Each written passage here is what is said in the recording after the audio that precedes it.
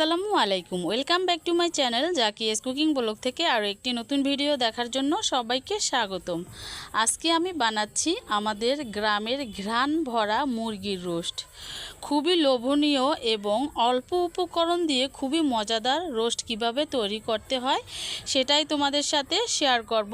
তো এখানে প্রায় 3.5 কেজি মুরগির মাংস দিয়ে রোস্ট করব। এখানে 6টা মুরগি নিয়েছি রোস্ট করার জন্য, আর মুরগিগুলো কাটবো সেটাও তোমাদের সাথে শেয়ার করব। তো বন্ধুরা ভিডিওটির সাথে থাকো। তো চলো দেখা যাক। তো দেখো এখানে কিন্তু মুরগিগুলো কাটাকাটি চলছে। তো এখানে কিন্তু একটা মুরগির হাফ কেজি পরিমাণের থেকেও একটু বেশি ছিল। রোস্টের জন্য একদম পারফেক্ট মুরগি। তো তোমরা চাইলে এরকম 600-700 গ্রামের একটা মুরগি দিয়ে 4 পিস রোস্ট হবে সেই অনুযায়ী তোমরা কিনে নিতে পারো। তো দেখো মুরগিগুলো কিভাবে কাটি, যারা না পারো তারা ফলো করে এরকম করে কেটে রোস্ট তৈরি করে নিতে পারো। তো দেখো নিচের দিক থেকে একটু কেটে তারপরে মুরগির রোস্টগুলো কেটে নিতে হবে। তো অনেকেই পারো, আবার অনেকেই আছো কাটতে পারো না। তো আমার ভিডিওটি ফলো করে কিন্তু তোমরা এভাবে কেটে নিতে পারো। তো দেখো একটা মুরগিতে কিন্তু 4 পিস করে হয়েছে, আর এগুলো কিন্তু ছিল কোয়াক মুরগির ছোট সাইজের মুরগিগুলো। আর এখানে মুরগিগুলো কিন্তু অফ ক্যামেরা সুন্দর করে পরিষ্কার করে পানি ঝরিয়ে এখানে কিছু পরিমাণে লবণ দিয়ে ভালোভাবে মেখে 10 মিনিটের মতো রেখে দিব। তো দেখো 10 মিনিটের মতো রাখার পরে মুরগির গায়ে যে লবণটা ছিল সেটা কিন্তু একদম গলে নরম হয়ে ঝরে পড়েছে। আর এখানে রোস্ট ভাজার জন্য কিন্তু পর্যাপ্ত পরিমাণে তেল দিয়ে দিলাম। তেলটাকে একটু গরম করে নিব। আর আমি কিন্তু মাটির চুলায় রোস্টগুলো তৈরি করে দেখাবো। তো তেলগুলো গরম হয়ে গিয়েছে, এক এক করে রোস্টের পিসগুলো দিয়ে দিব। আগে লেগের পিসগুলো ভেজে নেব, মুরগির লেগ পিসগুলো। তো 4 থেকে 5 পিস করে ভেজে নিব। তোমরা চাইলে আরও বেশি পরিমাণে তেল দিয়ে কিন্তু ভেজে নিতে পারো। তো এখানে আমি 5 পিস দিয়ে ভেজে নিচ্ছি। আর মুরগির রোস্টটা কিন্তু মুরগিগুলো কিন্তু আমি বেশি ভাজবো না, হালকা করে বাদামি করে ভেজে নিব, লালচে করে।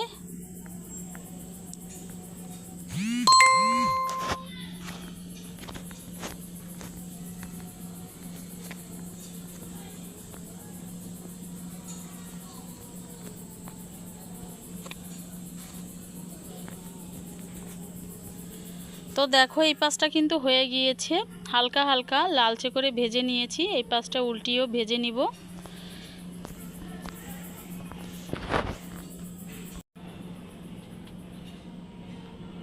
তো দেখো এই পাশটা কিন্তু ভাজা হয়ে গেছে, এই পাশটা উল্টিয়েও একইভাবে ভেজে নিব।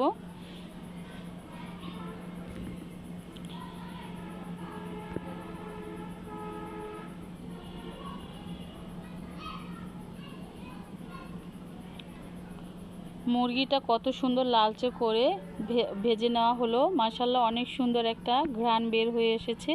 তো দেখো ভাজা হয়ে গিয়েছে, আমি পিসগুলো তেল থেকে তুলে নিব।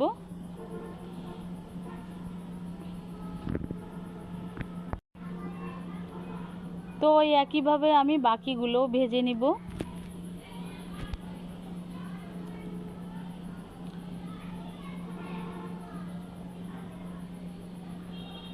আর মাটির চুলা মানি স্বাদে ভরা, ঘ্রাণে ভরা। যারা যারা মাটির চুলায় রান্না করো তারা তো জানোই কতটা মজাদার হয় খেতে। আমরা যারা শহরে থাকি গ্যাসের চুলায় রান্না করি, সেই স্বাদ আর এই স্বাদ অনেক তফাৎ। আর পাতা দিয়ে কিন্তু রান্না করা হচ্ছে, আর রান্নাটা কিন্তু আমিই করেছি। আর মুরগির রোস্টটা কিন্তু আমি মিষ্টি করব না, ঝাল ঝাল করব। আর এরকম ঝাল রোস্ট, হালকা মিষ্টি ঝাল রোস্ট খেতে কিন্তু ভালোই লাগে। আর এখানে কিন্তু অল্প কিছু উপকরণ দিয়ে খুবই মজাদার একটা রোস্ট রান্না করব।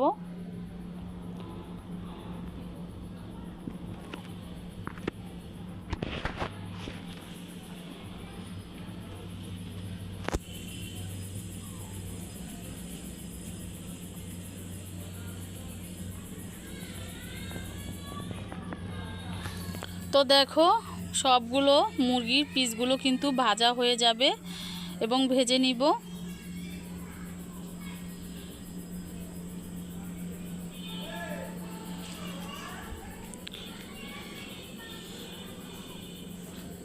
প্রায় 25 থেকে 30 জনের আয়োজন এটা, আমরা সবাই মিলে একসাথে খাবো।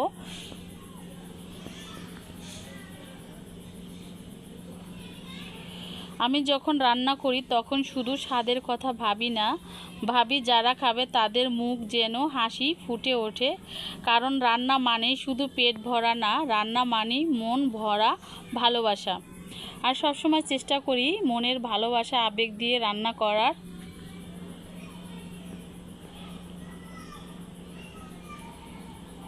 আর যখন এই রোস্টটা করেছিলাম চারপাশটা ভরে গিয়েছিল ঘ্রাণে, একবারে ঘরোয়া মাটির চুলায় সেই পুরানো দিনের স্বাদ।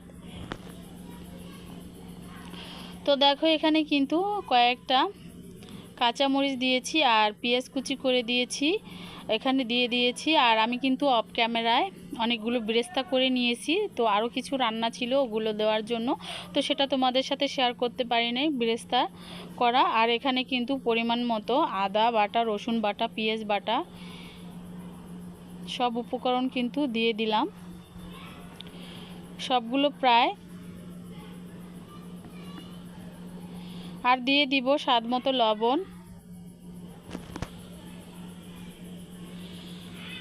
তো সবগুলো উপকরণ নেড়ে চেড়ে মিক্স করে নিচ্ছি।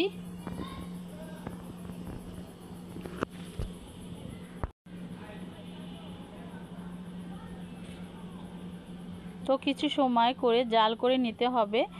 আর এখানে অল্প কিছু পরিমাণে জিরা বাটা দিয়ে দিলাম। আমি কিন্তু সবগুলো ঘরোয়া মশলা অ্যাড করেছি, বাইরে কোনো মশলা অ্যাড করি নাই। আর এখানে একটু ঝাল রোস্ট করার জন্য এখানে 2 চা চামচের মতো শুকনো মরিচের গুঁড়ো দিয়ে দিলাম, খুব সুন্দর একটা কালার আসবে। মাশাআল্লাহ অল্প উপকরণ দিয়ে রোস্টার তৈরি করেছিলাম, অনেক মজাদার হয়েছিল।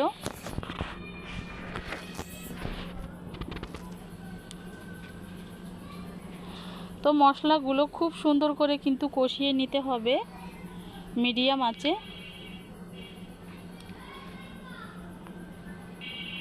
তো দেখেই বুঝতে পেরেছো মাশাআল্লাহ কতটা সুন্দর কালার এসেছে।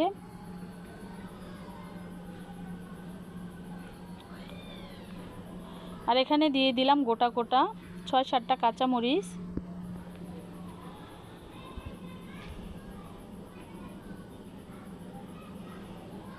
তো মশলাটা কষাতে হবে সুন্দর করে, যাতে মশলা কষালে উপরে তেলটা যাতে ভেসে ওঠে, তাহলেই বুঝতে পারবে যে মশলাটা কষানো হয়ে গিয়েছে।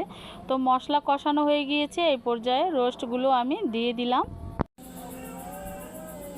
তো দেখো 4 থেকে 5 মিনিটের মতো মুরগির রোস্টগুলো সুন্দর করে কষিয়ে নিতে হবে, যাতে মশলাটা মুরগির গায়ে সুন্দরভাবে লেগে যায়, ভিতরে ঢুকে যায়, এভাবে কষিয়ে নিতে হবে।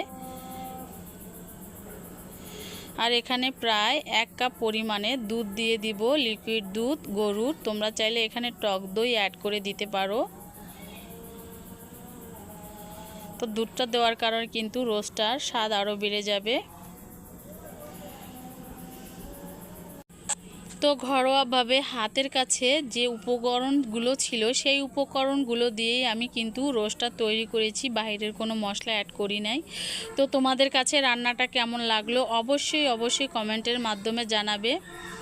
তো আমরা যারা গ্রামে থাকি আমরা কিন্তু বাইরের মশলাটা একটু কমই খাই, শহর এলাকার মানুষ কিন্তু মশলাটা একটু বেশিই খায় বাইরের মশলা।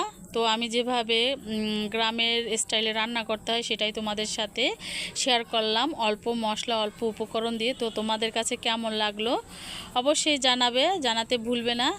তো এরকম নতুন নতুন ভিডিও পেতে অবশ্যই নতুন যারা বন্ধুরা আছো আমার চ্যানেলটি সাবস্ক্রাইব করে আমার পাশে থাকবে এবং পাশে থাকা বেল আইকনটি অন করে রাখবে, যাতে নতুন নতুন ভিডিও আপলোড দেওয়ার সঙ্গে সঙ্গে তোমাদের কাছে পৌঁছে যায়। আর এই তো অফ ক্যামেরায় যে বেরেস্তাগুলো করে নিয়েছিলাম পেঁয়াজের, সেই বেরেস্তাগুলো উপর দিয়ে ছিটিয়ে দিলাম, খুবই সুন্দর একটা ফ্লেভার বের হয়ে এসেছে। তো আমার চারপাশে একটু শব্দ, তোমরা ক্ষমার দৃষ্টিতে দেখবে সবাই। তো আজ এই পর্যন্তই, সবাই ভালো থাকো সুস্থ থাকো এই কামনা করি। আল্লাহ হাফেজ, দেখা হবে আরও কোনো নতুন ভিডিওর সঙ্গে। আসসালামু আলাইকুম।